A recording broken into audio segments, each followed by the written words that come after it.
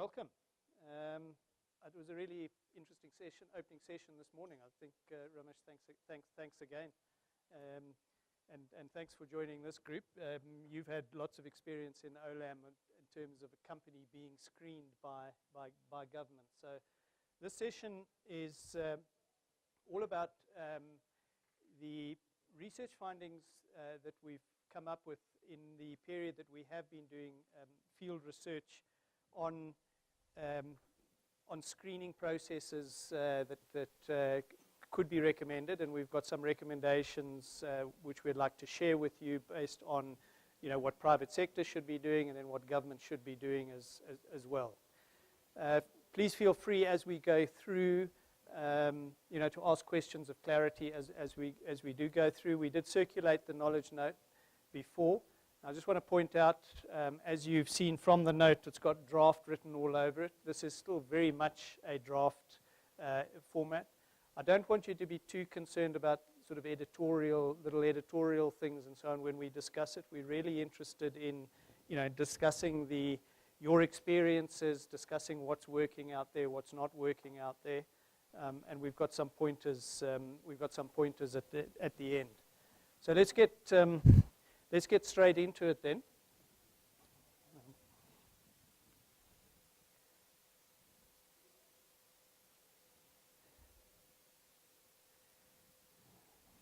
Right, so what I'm going to do is just quickly go through a presentation on the content of the actual knowledge note, and then we'll get to some discussion points at the end. We've got until 12 o'clock. It's a sort of a free time.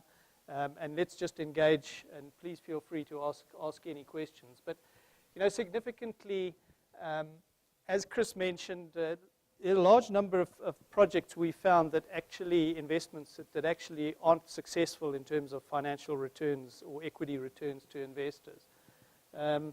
And surprisingly, a lot of those failures could have been avoided. There's a paper done by Dixie and Tyler, Jeff Tyler and Graham Dixie, on what they did is analyze the Commonwealth Development Corporation, CDC, portfolio of investments covering a 50-year period, looking at 172 different investments. And out of those investments, 49% could be classified as failures or moderate failures. And as Chris mentioned, it's normally the second or third investor that comes along that actually takes the development forward, and that tells us, as Ramesh said, you've got to be in there for the long haul.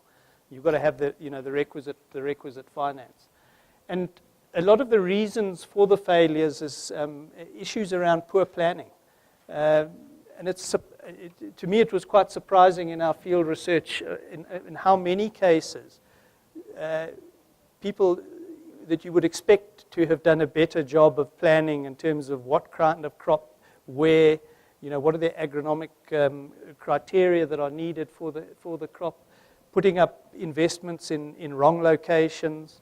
I mean, underestimating the time that it takes to get payback of the investment that you've made, and the quantum. Life happens, and you have one or two crop failures, and suddenly you're putting more money in to push the investment through. Other reasons also was, in cases, a mismatch between what the investor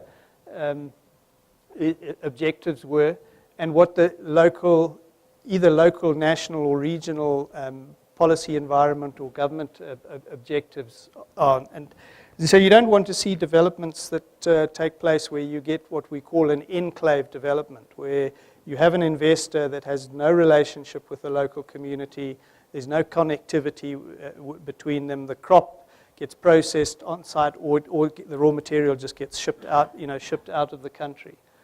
I think an example of also changing environments is also problematic in Africa, and the best example that I came across was in Mozambique with the jatropha industry.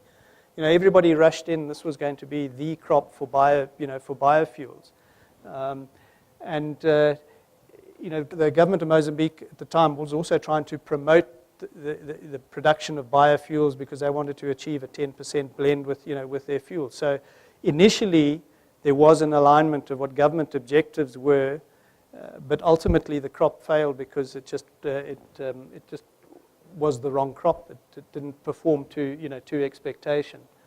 And the other big challenge is there's very often a gap between the technologies that are required, the technology and skill required to manage a particular crop versus what's available in some of the local countries. And it takes years to actually develop that local skill content and the local technology.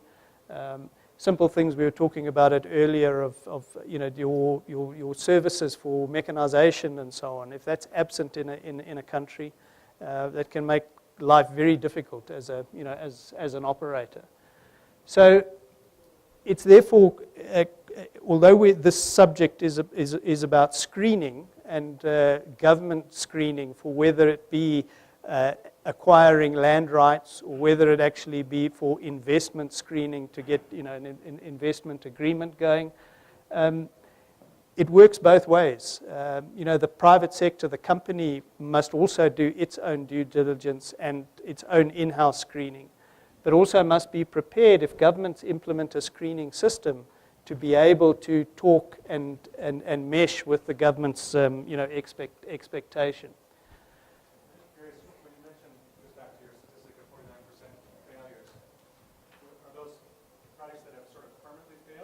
No. Failed the first time, and then someone else comes in and then redevelops or expands and puts more capital and buys cheap and then puts more capital in and then grows the business a little bit more. Sometimes there's a strategic change and a shift, from one crop into another crop. So no, it's not all bad. Absolutely. Yeah, and importantly in that research, it actually showed that when you measure the development impact, there was a 70% success rate. So that answers, that points to what you rightly saying is that the financial risks are there, but if you keep at it, ultimately you can be successful, and the development impact can actually be quite high and positive. And in that research, as I said, 70% of the businesses had a major development impact, a positive development impact. Asking Andrew? Yes.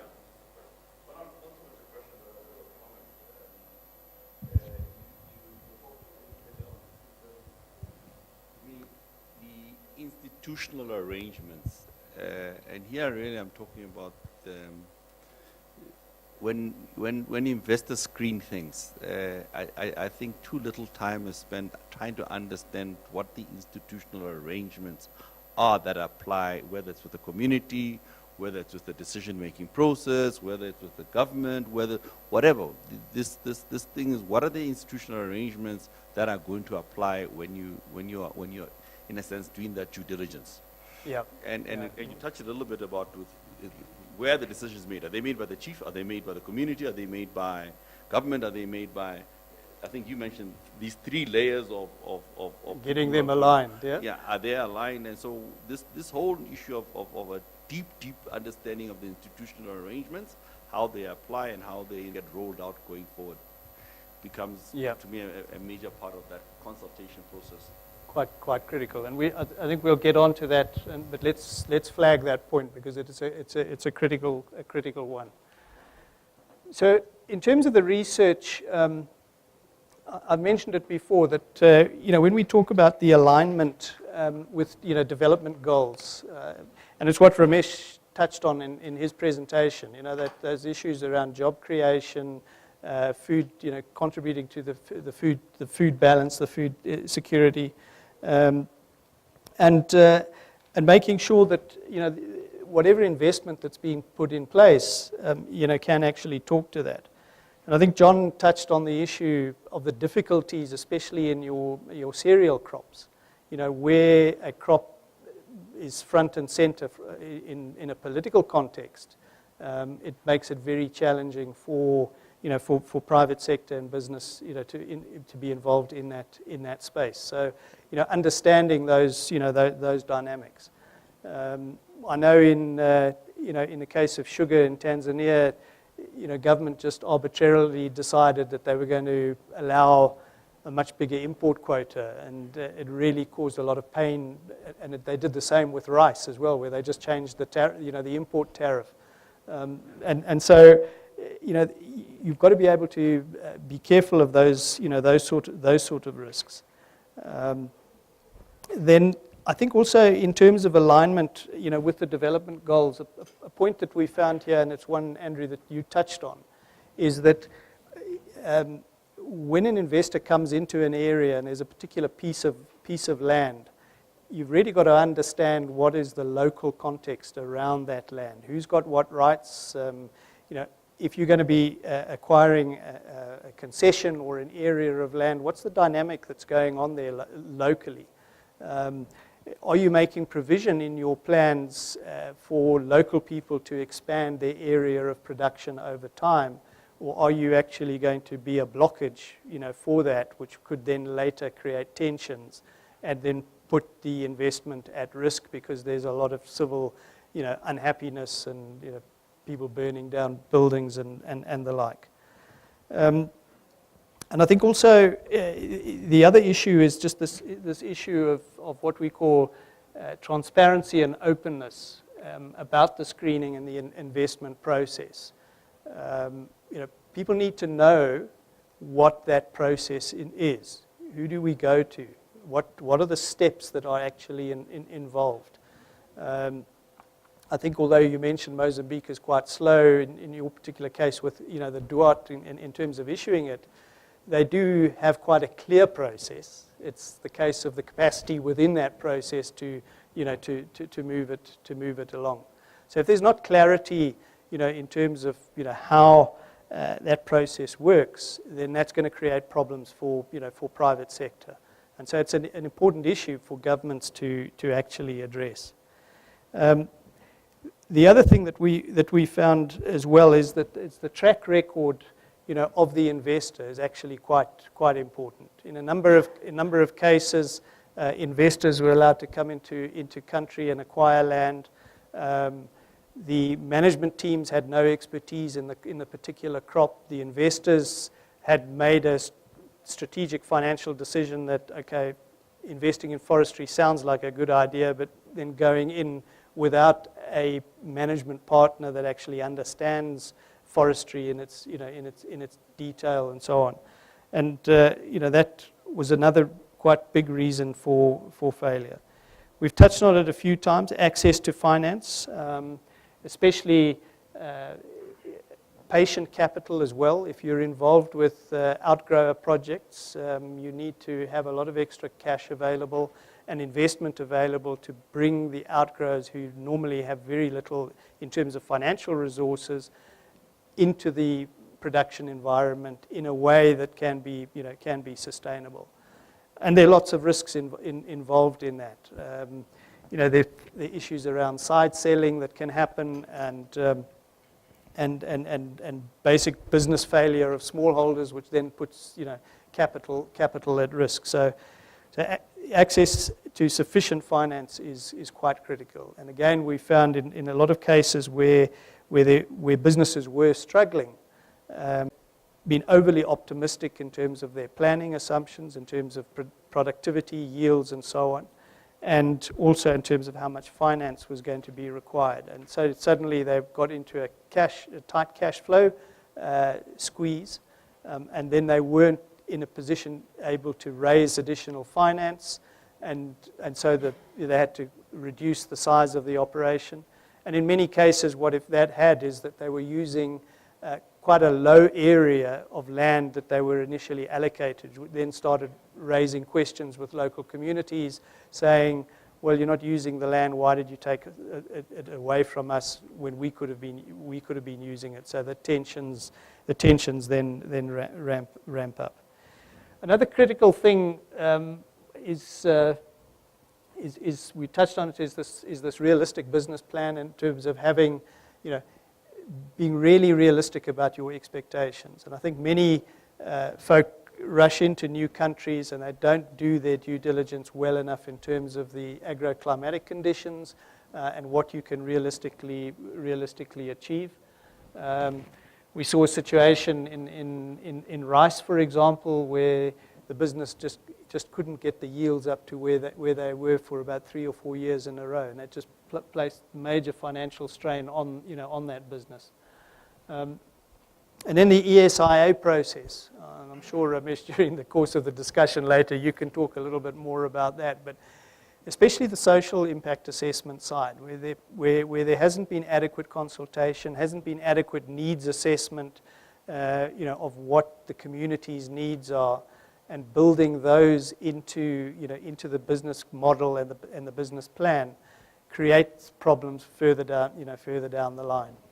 And so it's, that process is a huge opportunity for businesses to really get to understand the local dynamic and who the local players are, who the people are, and actually build that relationship. We saw businesses that were very successful and very often it was the business promoter that was the initiator, would go into a deep rural area and become well known to the community, spend months there and talk and engage, and over time build up that trust with the local community. And so it's an integral part of that whole ESIA process. It's not just a box-ticking exercise, which in many cases we found where businesses were struggling in that area, they had just approached it from a box-ticking, just to get a piece of paper from government to say, here's your environmental certificate, without using it as it should have been used.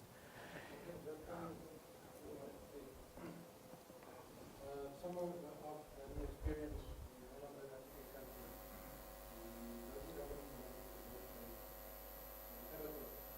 they told me in the whole of the world, golden market area around the everyone knows that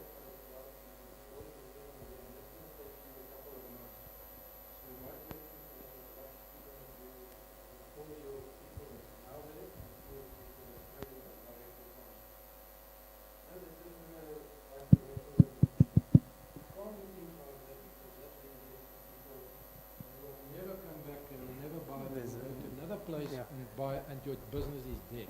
Marty, do you want to just, can everyone hear? If we just talk in the group, that's fine. Okay, yeah. Yeah, I think, and I mean, that was a government initiative, was it, to close and rebuild? And that's something that, out of this work, we have to sensitize governments about, is the kind of correct decision-making to take on board private sector needs and the reality. Because in a number of cases, we did find that government thinking that they're acting in the best possible way would actually shove people aside, don't take into consideration the social issues either. So it's not only the private sector that has a responsibility for proper social engagements. Governments have an equal responsibility there. So it's a good illustration of that. Importantly, what we found all over is that the cry from private sector is that you need speed in these processes, but obviously it has to be balanced. I mean, private sector, you've got to make decisions fairly quickly, and whilst we recognise that you can't rush things, you also, as your examples, in Ethiopia, it's really difficult just to wait and wait and wait and wait and wait. So those are issues that we will be raising with governments to, and we'll talk about it a bit later. But setting up processes that are well spelt out that enable a smooth processing of whether it's land applications or investment applications. There's also the issue of commitment and monitoring, which needs to be built into the screening process and agreement. So it is important for companies and investors to be prepared to be checked up on, to say that we came in with these objectives, and this is how progress has actually been made. And it also talks to the environmental monitoring and reporting as well. the critical thing, and I think it sort of came up in discussion question of John's, and we were discussing it outside, this issue of mutual engagement. You know, it's a partnership between government and investors, and parties have to actually work together. And private sector and government need to find ways in these situations, in these different countries, to actually have a dialogue with each other and inform each other of respective challenges and problems and find solutions to, you know, how do we move the economic development forward? How do we create an enabling environment that will allow, you know, more investors to come in? Ramesh? Half-baked investments, not prepared, and all the other reasons that you mentioned for failure. And in the end, when some such guy fails, the government's response to the next private sector investor is that much slower. Yeah. It's a reality of life, and we got to get used to it. The governments will react like this when they see 2, 3, 4 failures, and that makes them look foolish. Yeah. And I think it's also a point which we talk about in terms of flexibility, is that, you know, what is plan B? You know, if an investment does fail, give some thought to saying, well, what do we actually need to do? Do we need, if this investor is going to fail, do we now need to go and try and facilitate that we get new investors coming in? Or do we have a plan B which might mean a crop change and where we could then pursue other investors to come and utilize the, you know, the area that, you know, because people rely on that. You know, their outgrows normally, communities have had employment and jobs, and it's a major disruption when there is a failure. And it's a major social disruption. And you're quite right. People look at government and say, well, it's your fault. You know. And I think it's just, you know, emphasizes why governments need to be careful about screening and, you know, who they're actually bringing in and promoting in their countries. John?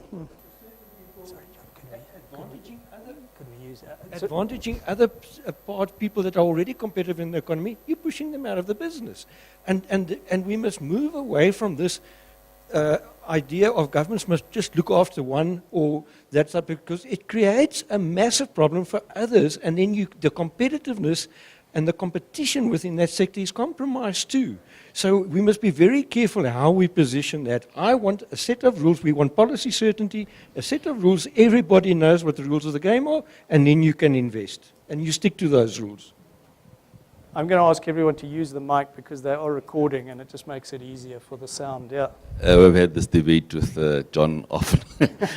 I totally agree with the transparency of rules and the games. Where I have a slight problem is to say that you shouldn't have incentives. I think what we would rather be saying is, again, with incentives, the incentives also need to be transparent, clear, directed, and in a sense, well constructed. And that becomes a bit of a difficult game when you say what is well constructed. But yeah. Ideally, when you say well constructed, is precisely that. They're well thought out, and they are targeted because they have a certain purpose. And by definition, it means they're also limited. Yes. Because then they have a time frame, and you know that within 5 or 6 years, this incentive is eroded or it's gone away. But I do believe that in certain sectors, you certainly do need incentives. You need to provide some platform which allows or attracts certain types of investments. And just on that, one of the reasons of incentives, and it might just touch back on your issue of access to financing. I know it gets covered a little bit in your paper, but one of the issues on that financing is really around structuring. And the key on that structuring is not so much that there's normally an excess or lack of access to capital. It's typically the right kind of capital, and more critically is the lack or absence of sufficient equity. And I would typically call it this equity gap, that people try to overcome the equity gap with debt. And no, it doesn't work. You need sufficient equity to de-risk the project, because once you apply too much debt, the risk becomes too great, or like you said, then the project just collapses on itself. But that would be where the incentives might actually cover for that equity gap. So that's why I'm saying we do be a little careful around incentives. Thanks. The wrong impression. The U.S. market has millions of incentives. I'll qualify. Christiane? Well, we tried from from the UN point of view, advising the governments on the right investment policies. What's their objectives? And I think particularly in agriculture, we need to start again from saying, where's it in your development agenda? Because governments they have their investment policies, they have an investment regime, an investment promotion regime, they do investment facilitation, and for certain sectors and their development objective, this is at that stage where they should formulate the incentives. But then it's for everybody, but unfortunately in agriculture, there's so much ad hoc reaction to individual investors because they want to catch one large-scale investment, and since there's not this absence of private sector competition in the agricultural sector, one goes into rice, the other one there, but there's not 3 olams. If there were 3 olams, government would have to think earlier.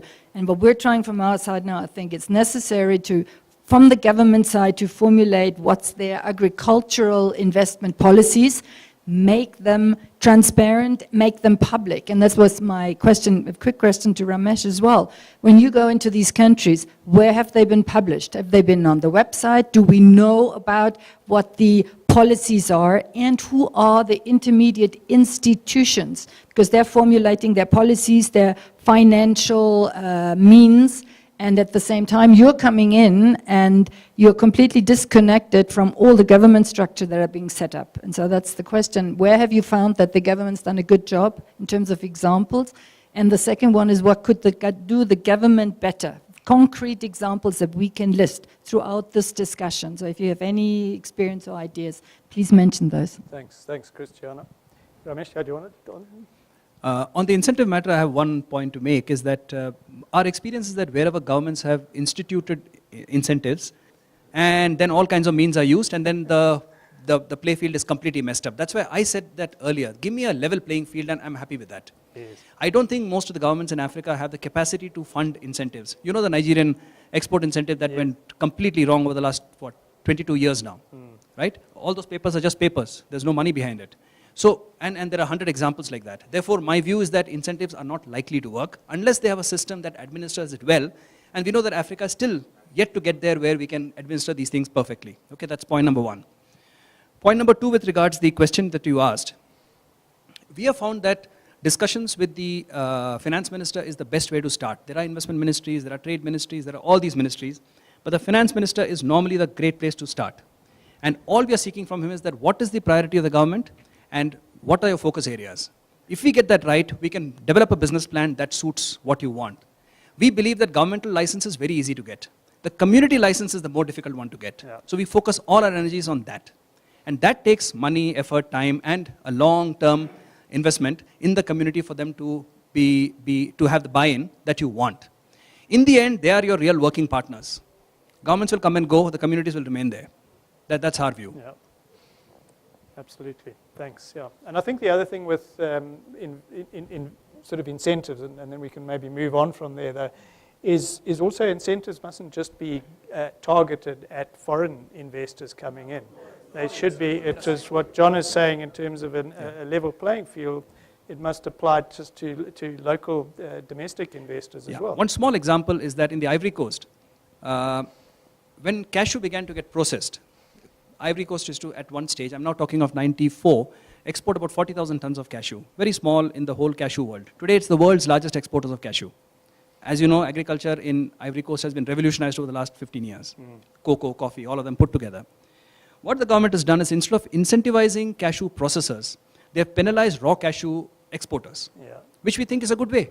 You increase your revenue, you force people to start processing in the country and adding value there, instead of sending the cashews to India and Vietnam where people get employed. It's, I think, a far better methodology, and Africa can afford it, because they don't have the money to pay you as incentives. Yes. They'd much rather earn a little bit more from the guys who are exporting it in the raw form. Good point, yeah. You're right. Do you want, let me get that for you. I guess just the flip side of incentives is disincentives, and maybe in this sense, there are lots of barriers that rise up unpredictably, and if you're sort of targeting advice to country governments about how to screen and attract investors, stability of the playing field too, and not having changing tax regimes and such type things. I mean, that makes it very difficult, particularly in forestry, where very long term. So you go through successive political regimes and different local frameworks, and it becomes challenging, again, if you could have the levy, even if there's not incentives, not having people throw up, as you start to get to cash flow, people see, okay, now we can start to pick a little bit away more at these things, and it becomes Yeah. very difficult. No, good point. I just want to qualify, I'm not against incentives. All I'm saying is try and minimize them and make them as directed and as possible, and to address very specific issues that are not being addressed by an open competitive investment field. And then just on the issue of what you were saying now is business likes predictability. It doesn't matter even if it's sometimes a negative predictability and the conditions are harsh, but predictability is number one for business, because then it can strategize. It can develop a model to make money out of even an unfriendly situation. But once the rules keep changing, it is nearly impossible to run. And that was what I was trying to convey earlier on this morning, is that is our biggest risk factor in investment into Africa especially. Great. And then the last point, on this one is just the issue of innovation. So let's just go back here.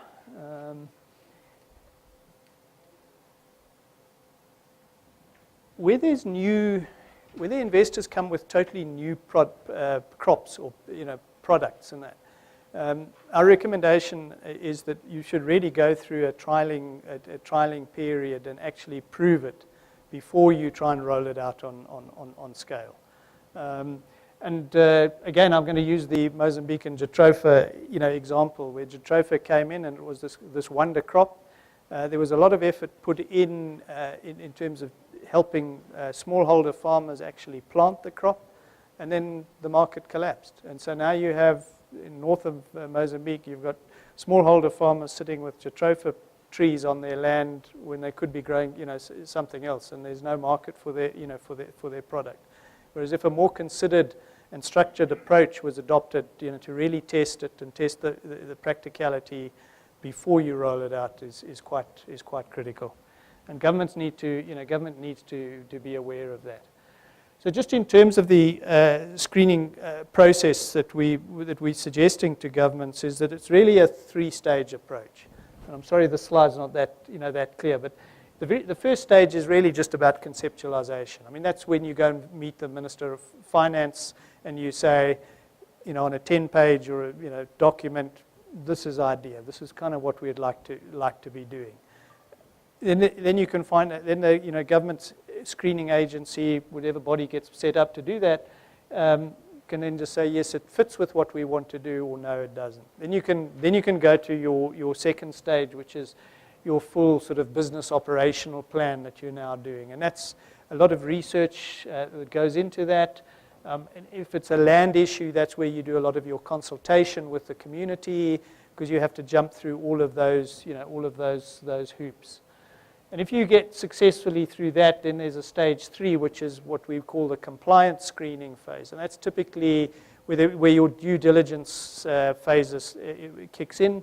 And typically that's where you would finalize your environmental social impact assessment, get the licensing, and you get the final, if it's a land, you get the final lease agreement or the concession at that process. So at least that you can cut off at certain points in the process. So for minimal cost, you can put a concept on the table.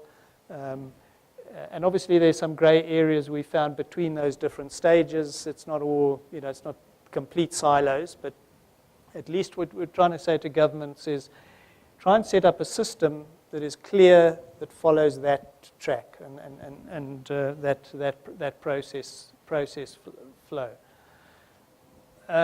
This is a point I think that Andrew, you were talking about in terms of what's the institutional framework, for the screening process, and governments need to make a decision there. Where does it actually lie? Does it lie within a department, or should it lie, for example, in a separate board or an agency that government sets up that is responsible for the screening, that becomes the one-stop shop approach where you as an investor can go to and then they bring in all the other bodies and departments that are required to process any kind of land acquisition or investment. And the other thing is that, we wouldn't say that it's a good idea to have your investment promotion agency doing the screening as well, because their job is to promote. And I think they can find themselves in a bit of a conflicted situation where they're driven by targets of getting so many investors in, so they would perhaps be a little bit looser on the selection criteria just to get their targets to look good. But so we'd say try and separate those functions. The key challenge in all of this, though, is a proper screening process requires a whole skill set, a whole range of skill sets, and I think we can discuss that here as well. Is that how do we find the experience of governments in Africa? Do they have the capacity? Do they have expertise on corporate governance? Do they have real expertise on agribusiness to assess a proposal that comes across their desk? The detail, the depth of knowledge of tax, accounting, and legal matters, the financial and business planning side, the community development side of thing, and then also finally the ESIA things. There's a lot going on in that space. There's a lot of expertise, and we're saying to governments as well that if you don't have that range of skill set, you can contract it in on a project by project basis. There are experts out there that can assist you to actually do that screening, do it professionally, and move their targets to look good. But so we'd say try and separate those functions. The key challenge in all of this, though, is a proper screening process requires a whole skill set, a whole range of skill sets, and I think we can discuss that here as well. Is that how do we find the experience of governments in Africa? Do they have the capacity? Do they have expertise on corporate governance? Do they have real expertise on agribusiness to assess a proposal that comes across their desk? The detail, the depth of knowledge of tax, accounting, and legal matters, the financial and business planning side, the community development side of thing, and then also finally the ESIA things. There's a lot going on in that space. There's a lot of expertise, and we're saying to governments as well that if you don't have that range of skill set, you can contract it in on a project by project basis. There are experts out there that can assist you to actually do that screening, do it professionally, and move the process along, that it doesn't just sit on somebody's desk. But maybe we can just pause here and just ask experiences around the table with, if you've been involved in a land acquisition or a screening process. I mean, how capacitated are governments, and what needs to be done to to raise that level? I don't know, in the forestry side and in Tanzania, do you guys had any experience there? Or? Yeah, we've had a couple of I would say large-scale land acquisition. We've been in discussions in a number of countries on these. The most advanced we've gotten one was in Ghana on a very large concession, which ultimately we walked away from because of lack of clarity on the land tenure issues, and there was, I would say, not good coordination between the traditional authorities and the government authorities. So that was a challenge. We're going through one now in Malawi on a former government forestry plantation where I would say we're helping them a lot in terms of trying to come up with appropriate templates for lease agreements and things, and whether or not that's appropriate for us to be the one helping them, not sure. Well, but I think they need help. I mean, but one of my questions, I guess, in all of this is, where's the appropriate level of review from the government side, and particularly when you get into business plans and commercial viability? I think it's very challenging for governments to have the capacity, and in some cases I'm not sure it's appropriate for them to really be into what in some sense is really confidential business strategy, and there's a balance, I would say, between assessing the viability of a enterprise that you're bringing into your country and the risks that go along with, as you said, moving moving things and then finding the failure. But on the other hand, if you don't have the capacity to really understand at a commercial scale what's happening, then is it appropriate to even try? I mean, in my experience, when it gets into these type of discussions, they start putting in all sorts of approval requirement. We have to approve your management plan. You have to get our permission to harvest at this. You've got to check which species. And at some point, they don't have the experience or the perspective necessarily to make the appropriate decisions, and that's why the private sector is there. So I would be a little cautious personally about pushing too hard at some of these boundaries. No, I think it's a very important point on that, and I'm glad you raised it, because it's one of the things that we wanted to get some feel from from the room in terms of how much must governments get involved in understanding the detail of the business plan. Because, I mean, governments have a certain, what do they want? They want to be sure, or reasonably sure, that the investor coming in knows what they're doing. The projections that are being put on the table are benchmarked, that are in the norm, because they don't want to see the thing fail either. So I like what you said in terms of it's a balance, but where is that balance? And I mean, you guys have had a lot of experience in that field as well, Johan. Small question, maybe something that you've picked up in your research that you've done as well. I think in many cases this is what you would like to do. You would like to have government to have proper policies in place and to develop their investment incentives, investment opportunities according to that. But in reality, I'm not certain that it always works like that. I mean, if a company considers an investment in the country, it will do its feasibility study, and it will almost go to match up with that, whether they write it into an investment agreement, what your performance areas, what theirs will be. But I think in many cases they don't really have these objectives and say they don't have the opportunity of rejecting investments. If you put up your requirements for investment, say these are the conditions under which I will invest, and they find it to be reasonable, they will accept you. Yeah. I want to throw a thing in before I come to you, Andrew, and that is something that Ramesh spoke about earlier. When in answer to the question about have you done business in BRICS countries and what's the difference? I mean, is it better for a private investor to go into a country, into an African country where you're actually helping government make the decision? Or do you want to come to a South African situation where we know it all and we'll kind of tell you what? I just want to throw that out there and see what sort of response I get. I know I'll get one from Andrew. Interesting, Duncan, because I was going to raise the other point, because when you deal with governments, the one thing we never see, or we do see, which is a problem, is the conflicts actually emanating from government officials who, particularly in South Africa, or let me say Southern Africa, assume to be acting on behalf of the communities, which, yes, in many cases may be true, but in a number of other cases is not necessarily true. So then they assume a posture or position which in a sense becomes a conflictory position, because in a sense, instead of being a neutral arbiter and somebody who is helping to bridge the gap between you as an investor and the community, he essentially is standing as part of the community or supposedly representing the community, yet he might be even misrepresenting the community. So that one of conflicts for government officials when they're doing the screening is, to me, a large issue. So it's the role. What's the role? It's the role definition, defined, and the definition of that. And the reason I say this is because there's also, and I don't know in the rest of Africa as well as I would know in Southern Africa, is the issue when you're doing the screening around what's our understanding of what the benefits are that are going to accrue to the communities.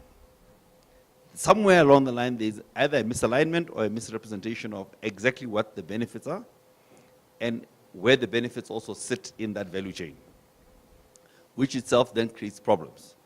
Because if there's an assumption that the benefits are accruing to you as an investor to, let's say, the disadvantage of the communities, you then have government typically trying to step in to try to shift the benefits over to one side, which then typically then says, but where's the risk and the reward? Because if I'm risking all my capital, how do I then pass on these benefits before I even have got a return on my investment? But I just think there's that issue of the conflict, and there's the issue of the balance of understanding what the benefits are across the value chain, and how do we actually align that the risks and the benefits are pretty much aligned. Yeah. Okay. Let's start here. Okay. I think just to add on the point that Andrew has raised, but just raising another point with regard to conflict is, and this would be typical in a South African situation, where you find national policy is actually not in line and synergy with provincial investment strategies. Yeah, it's your levels. And so as an investor coming into the environment, you may study national policy and look at the national investment strategy, and you want to invest in a particular province, and they have their own agenda, which is completely different from what national government is trying to achieve. So that lack of synergy can actually cost you a lot of time to try and get an investment going, and a lot of money in the process. Yeah. Has Olam had any bad experiences in that space in terms of you mentioned Ethiopia, but Yeah. I talked about Ethiopia, I talked about Tanzania, and I talked about Ghana. I don't think I mentioned Ghana, but Ghana, it was similar, exactly like your experience, that the central government was very keen that we set up a few processing centers up where the crop is grown. So therefore it impacts rural community, and that suits us perfectly okay. When you get there, the stool that owns the land really, unless they sign off, the land doesn't belong to you. And the stool, there can be 20 different stakeholders there, aligning all of them, explaining to them what is to be done. Sometimes their personal priorities don't suit the fact that you come in and make an investment. So things can go wrong. So in Ethiopia and South Africa, like he said, regional governments are very strong. And unless you get their priority, and if you come from the central government, then they say, I see. You come here believing that you've got their power behind you, forget it, you're not moving here. yes. So then you're battling egos, and then you can go nowhere. So the question that you asked, do I prefer a government that's willing to have a dialogue and talk to you and see what is mutually beneficial? That works the best for us. Okay. Thank you.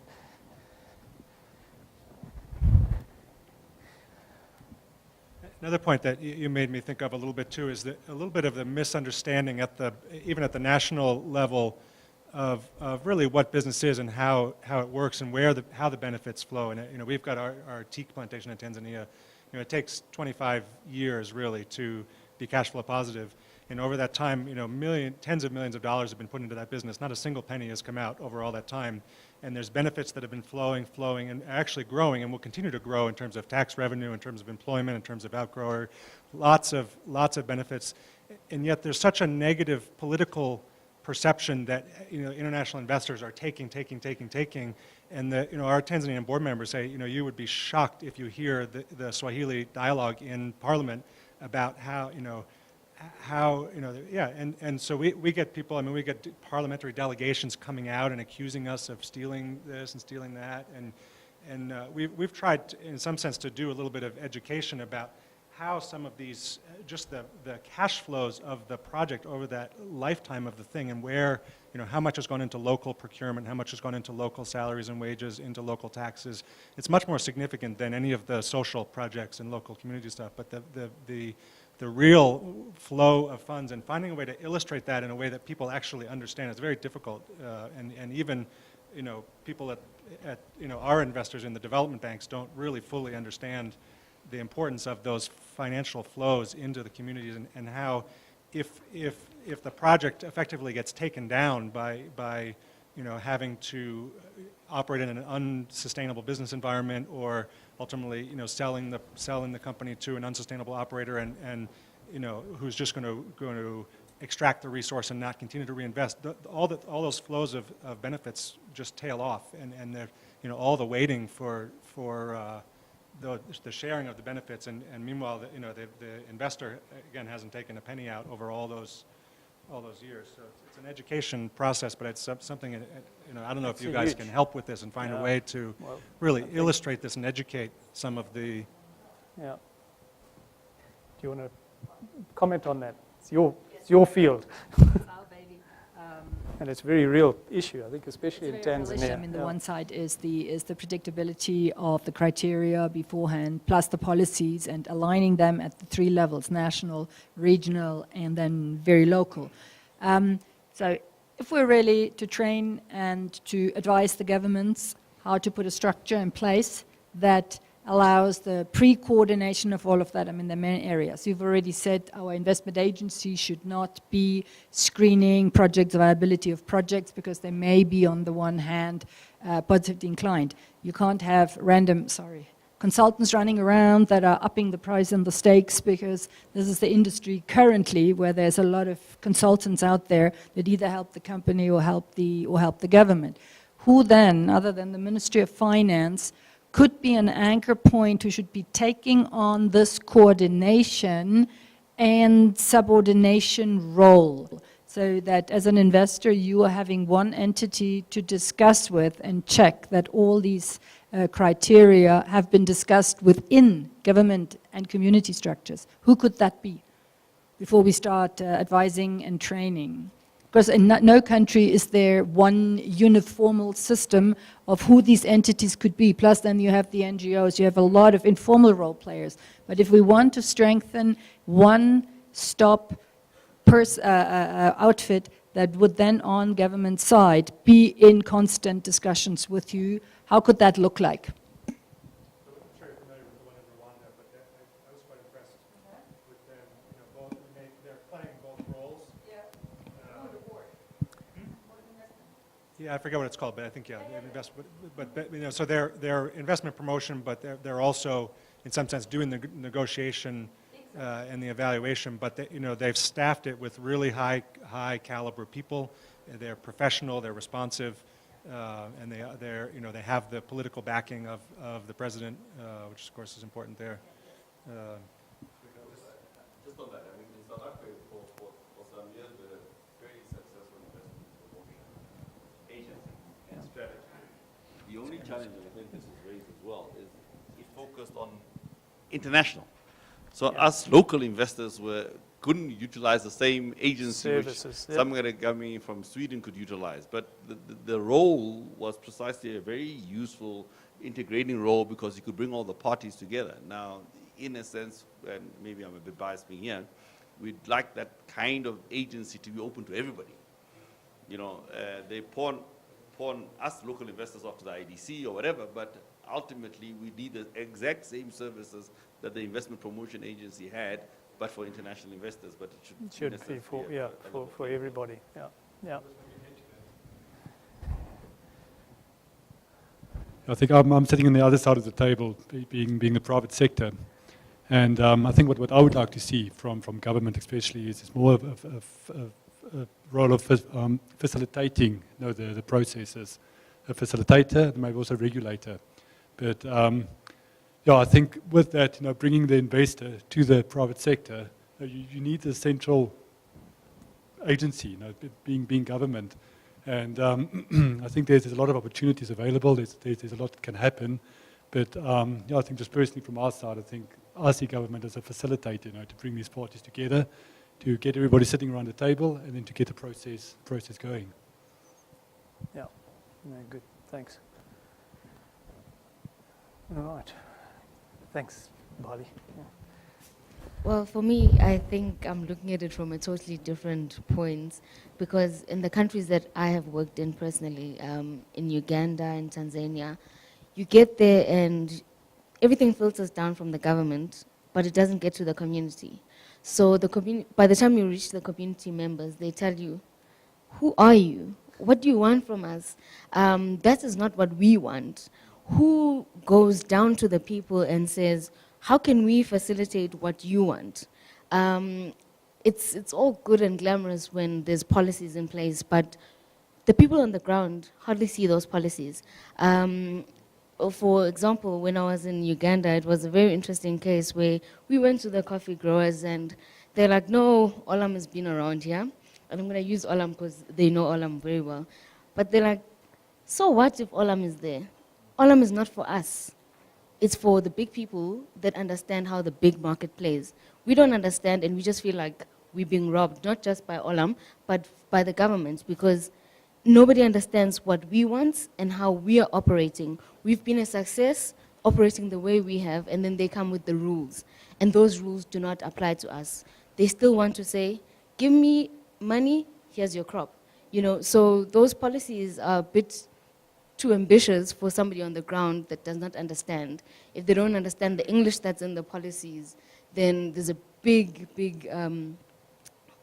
misunderstanding amongst the players. So my points would be, yeah, that's correct, thank you. My points would be, aren't we missing the point if we're starting everything at high level instead of saying, you people at the ground, planting, growing the stuff, what do you guys need? What do you guys want? Where do we start with you guys? Instead of just coming with big policies that nobody really understands.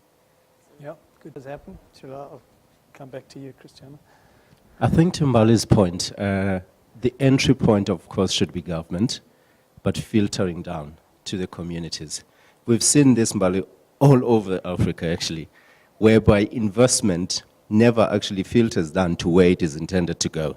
You know, and you find that the people that are supposed to benefit from it are actually not benefiting. Going back to Andrew's point, that it's more like your government officials that at the end of the day, you'd find like they're getting something out of it. John mentioned something, business does not like uncertainty, it wants predictability. If that is not there, business will not be attracted. And I think investors, they need to go down, straight down to the communities, because the communities know better in terms of what needs to be done, in terms of what they want to be invested on. So if there is not that link between investors and the community, I'm telling you, whatever we do, it will not reap any benefit at the end of the day. Yeah. Yeah, we did find in our research that in certain countries, government tended to act as the facilitator, but at the local level.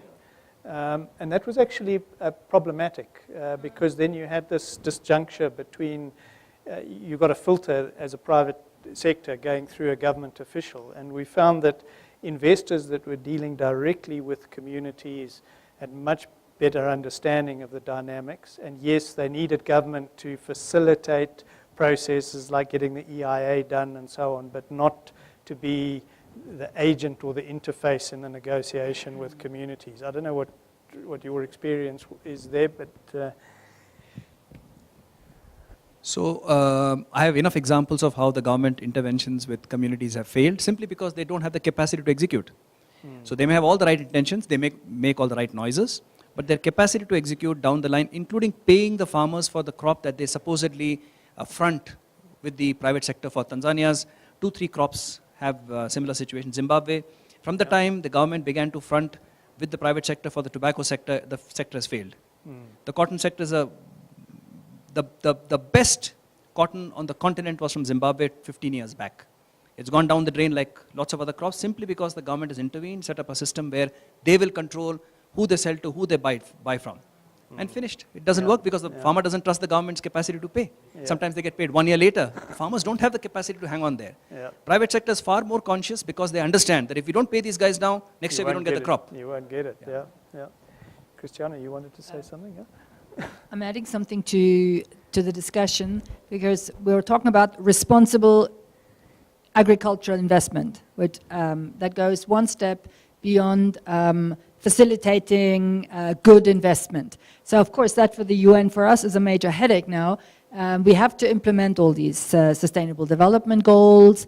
Companies have their own corporate guidance styles. Government is also imposing at the central level now, okay, how am I going to get to zero hunger? And what we see in other sectors, not necessarily in agriculture, is at what state in time can the government be predictable and saying, in order to have responsible investment in our country in certain areas, we want these type social, economic, environmental standards communicated at the national level already. So if you come to our country, these are the standards we want you to operate to. Now, at what stage then would you, as the companies, now private sector, when you get down to the local level, would you continue wanting to negotiate the benefits, responsible benefits for the communities to be negotiated between yourselves and the communities directly? Or should there be overall standards set by the government to say we want to see certain socioeconomic benefits or elimination of detrimental investment movements? Because what we're seeing at the moment, maybe I'm wrong, but what we're seeing in other sectors is every level of intervention, national, regional, and local, are now imposing their own responsible investment standards in certain areas. So is this just a matter of lining additional pockets, or are these standards useful to you so you know what you have to comply to?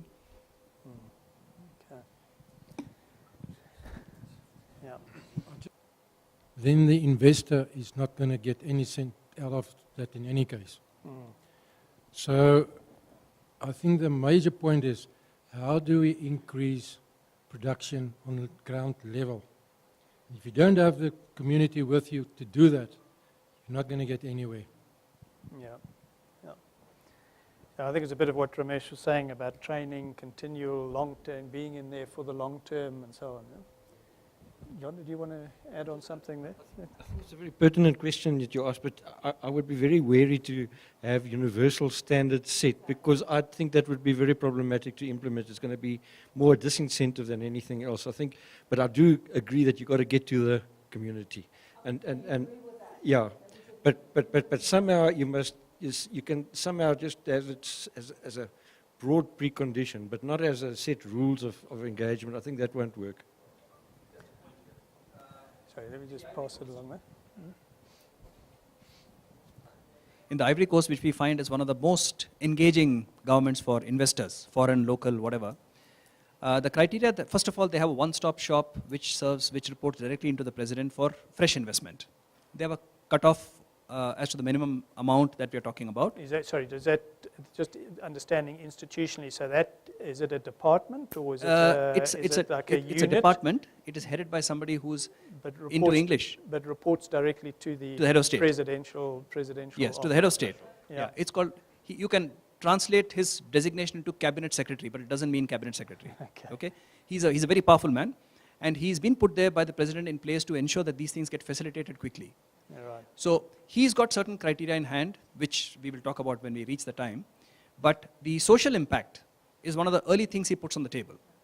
That if you want to work in the communities outside of Abidjan, then there are these conditions you need to meet. And those, in my view, are not negotiable. So if you're a serious investor, not negotiable. Not negotiable. Okay, if you're a serious investor, you got to go there, you got to prove to them that you have the capacity to execute on that. And that capacity to execute can be not just the money. You have to show proof of where you have done these things, so they're willing to travel with you, see what you've done, and then that works. So the conversation starts after you've provided that proof. Yeah. I think that works quite well. Yeah. So they've set the standards. Joe, you wanted to say something? I just wanted to actually say to what John was saying. I think the important thing is to have synergy coordination across the various departments in government and vertically across the different levels of government. But also that policy, whether it's universal and it's synergistically cascaded down, is informed by the needs and requirements of the communities on the ground, which would be what Ramesh was saying now, that you speak to a national official, but what he tells you is, this is what you need to deliver on the ground. If you can't do this, we can't discuss the rest. Yeah, okay. Useful. Yeah, John? Sorry, do you want to, can I just say, but Mbali's point was that what government says at the top is there's a disconnect often between that and the community at the bottom. So one must also be very careful that what the guy says at the top, or the conditions he set, really do reflect what the community wants. And I think her point is very valid. Okay. I'll come back to you, Ramesh, but have you got some examples of what sort of standards there in Ivory Coast that they actually set to say That'll be very precondition? Yeah. You know, when you operate in rural areas and you share resources with communities, whether it's land and water and labor, the communities set the conditions for you to operate. You know, they give you a license to operate. It's not, and I don't think they're that concerned about what government says as far as the policy is concerned. You know, The government could have a minimum wage and the community could have a living wage in mind. So I think governments do set minimum standards in most cases, and I do think as an investor in deep rural areas where you share resources with communities, you can't match them, you have to exceed them. Otherwise you will not be welcome in the community. That's probably the most important thing for us to do. You can go into a community and try to exploit them for 5 years, and you would probably be there for 5 years and you would be out. If you want to be sustainable and you want to stay there, you must be welcomed in that community as adding value and sharing the resources. I'm not certain whether you can set standards for that, but you would know when you meet and exceed community expectations when you do not. They will tell you They'll very tell you quickly. pretty smartly. Yes. Ramesh, have you got some examples there in Ivory Coast, just in terms of what they state as non-negotiables? Yeah? So Johan is absolutely right. There are certain views that the government has sitting up there about what the communities need, but when you go and engage with the communities, when you realize what is it that they really want, Yeah. right? And you have to tick their box. Yeah. The box upstairs is a lot easier to tick. And you are absolutely right, it's a bare minimum condition. But what the government has to do is to set the bar. That they're not going to talk to any fly-by-night operators. And I must say that this is a new condition. It's only about 7 or 8 years old, this whole discussion that I'm talking about in Ivory Coast, right? So it's not something that's been going on for 25 years. But what they've realized is they have a responsibility, and they want investors to be aligned to that. When you go down the line and talk to the communities, you will find that the needs are significantly different and varied. So you have to then develop the skill or import the skill necessary to execute on that. The community is not traveling with you to see what you've done elsewhere. It doesn't matter to them. They want to see what you do for them. And that has to be on an ongoing basis. As a responsible corporate with significant investments, with a long-term plan, you have no choice but to make that happen. And I believe that a lot of businesses that have failed in Africa have failed to find that connect with the community. Exactly. So when you were failing, the community didn't care because you didn't make a damn difference to their lives. So you go. Yeah. So when you are one with the community, we have realized, long ago, Nigeria had a huge, it had a medium-sized cocoa crop, 100,000 tons, but a significant drop in the cocoa price. I'm now talking of the early 90s. There were times where just 2 companies were delivered cocoa crops by farmers because they knew that even if the prices are low, at some stage this company is going to pay me back and pay me at the price at which they fix the base price. So their experience. You develop that kind of a relationship because they trust you. And to develop that trust, you have to first deliver to the community and prove that you are here for the long run and you have the capacity to deliver what they want. There is no way around it. Yeah, no, very true. Good. I think any other general comments? I just want to mention that AgriAll Africa, we're a non-profit organization, and we're screening for local farmers from South Africa to take into Africa, because there's a lot of South African farmers in Africa, and we're doing that because for investors to go into Africa, you need somebody, especially if you want to start with a commercial area. We've got one member of the AgriAll Africa is in the DRC, and he's got a commercial farm, and he's got the local farmers around him, and they producing, and the crops increased. I think the local farmers' crops increased to 6 tons per hectare on maize. They're on 12 at the moment on the commercial side, and they're still increasing. With all the disruptions in the DRC at the moment, nobody gets close to that area, because the community makes sure nobody gets into that area because they're busy building themselves to a higher level and a higher standard. So I just want to mention it. If any investor wants to make use of the services of AgriAll Africa, that's what we're trying to do in Africa. Yeah. And you were saying that the idea of being screening farmers, that you get the right caliber of person that with the right attitude and outlook on their responsibilities in terms of, because otherwise you're going to just take a failure into a foreign country. Yeah. Yeah. That's one of the things. The other thing is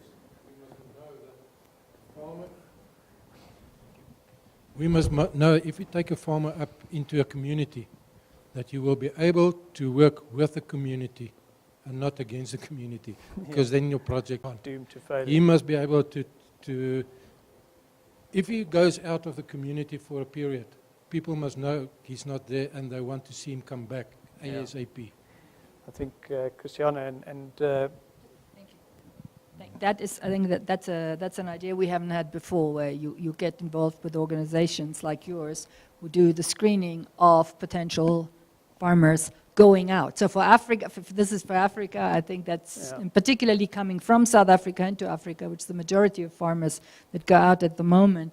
That's a very valuable recommendation to see, to also have one system where we pre-screen in a way, or pre-check farmers that we can recommend to. So these are very important role players. I think we haven't really looked at. Another question is, who else have you been working with that have been particularly useful to you? So we've spoken about the governments, we've spoken about institutions like yours to do some of the screening. Are there any other intermediaries in the absence of this government coherent structure who have been particularly helpful in either the investor, the decision-making process, the location decision-making process, the negotiations with the communities? Who did you come across as other entities which we may need to help or strengthen that can help in this process? Andrew? NGOs, training institutions, who else? Well, that last one, the universities. It's one resource which I just think is so underutilized across Africa, universities. There's a lot of capacity, or some capacity, maybe a lot is the wrong word, at universities. And in some areas, they do have good strategic partnerships with the private sector. I mean, maybe I'm a bit biased. In Natal, you look at, what's that guy, Duncan's outfit. Duncan Stewart, Lehman. Duncan Stewart, Lehman, which has got very, very sort of, can I call it, embedded relationships with the university. And as a result, when you were asking about screening, those are the kind of entities that you'd want to see get more involved in that. But to my mind, especially with governments in the rest of the continent, the one person they do seem to trust is the World Bank or World Bank institutions. And even if the World Bank institution doesn't do it itself, but it were to commission another private sector person to do the screening, I think that would add a lot to helping capacitate governments, because the fact we're all saying, in many countries they don't have capacity. They simply don't have the capacity. And even if they have the capacity, one thing they don't have is private sector skills. They don't understand what we in the private sector want to do. And like I said, either they misread us, or they simply think we are just in it for the profit. I mean, here it is. Here our own ANCs is complaining about everybody's in it for the profit. But really, yes, we are in for the profit. I mean, if you don't make money, why would I be in the game? So to some extent, you really need to bridge this gap by the person, like I said, they trust is typically the World Bank institutions, whether they can then intervene and say, government, you need this kind of capacity. We can draw in from the university or from the NGOs.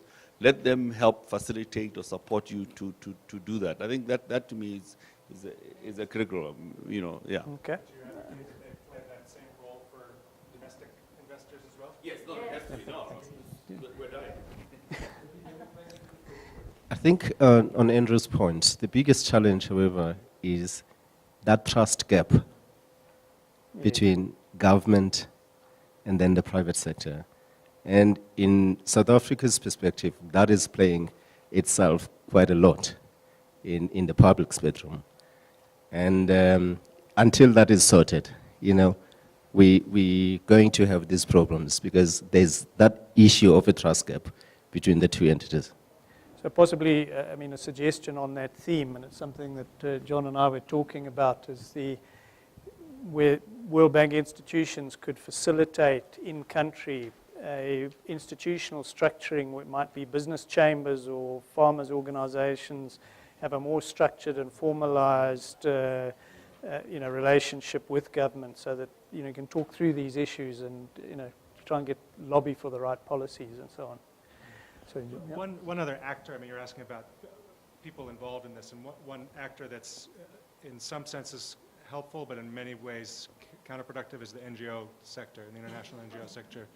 And they provide, in some sense, an accountability, but they come with a particular typical ideological agenda, and finding ways to either help them help them play a constructive role in the process. I mean, all of us, particularly international investors, and especially if you have international institutions as investors, are very subject to focus and criticism and reputational risk. And in effect, I think they end up undermining a lot of the constructive process at the country level in some cases. And there may be roles for government to, in some sense, hold the NGOs accountable, and that's happened in a couple of cases I've seen where they actually stand up and say, no, you guys are wrong, you're coming with your European perspective, but you don't understand the situation on the ground. There may be a role for the UN or World Bank to play too, in sort of standing by, in some sense, the investors who are acting responsibly and a little bit of support. I think we'll start to close up now. But, let's hear Quick one is that, final round of comments and suggestions. Yeah. I'll relate to a specific example of an impasse we had with the Tanzanian government.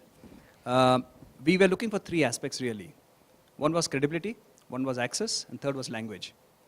So the World Bank, John McIntyre used to run your office in Tanzania at that time, and he had the access that we needed. USAID had the credibility with the government of Tanzania. They would listen. And TechnoServe had the language to explain community benefit, commercial benefit, and business plan appropriately to the government. The three of them put together were able to resolve an impasse in a 15-day time, which in Tanzania is an impossible job. I think that's a record. Yeah. They managed to crack it. We spent 2 years as private sector trying to finish it. We could not even get access. The three of them put together 15 days, resolved the matter, and we had a decision. Yeah. So I think cleverly using NGOs might work. Yeah, in the right context. So I'm glad you raised it. Yeah. All right. I think anyone want to one final last round? Then otherwise we can start winding up. But just thank you very much for all your contributions and that. I think it's been really useful and some useful thoughts that have come out of it.